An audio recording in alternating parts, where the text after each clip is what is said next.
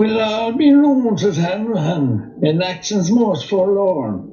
Outside the church our mass began one frosty Sunday morning.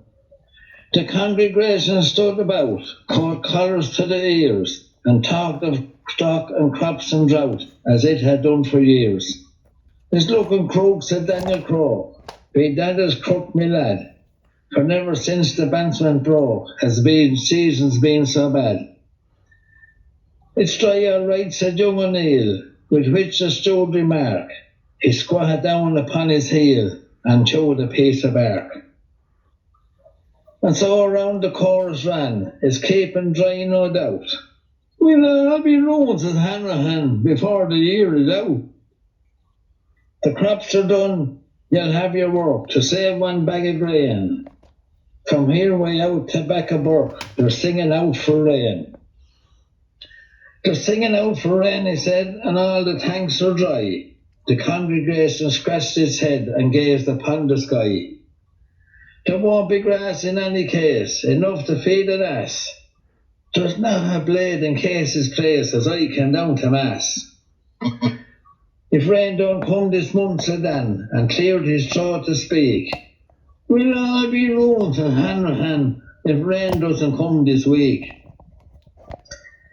A heavy silence seemed to steal, and all at this remark, and each man squatted on his heel and chewed a piece of bark. We want an inch of rain we do," O'Neill observed at last, but Croke maintained we wanted two, to put the danger past. "If we don't get 3 inches, man, or 4 to break this drought, we'll all be ruined at Hanrahan before the year is out." In God's good time came down the rain, and all the afternoon, on iron roof and window pane, it drummed a homely tune. And through the night it pattered still, and lights and gladsome elves, on dripping spout and window sill, kept talking to themselves.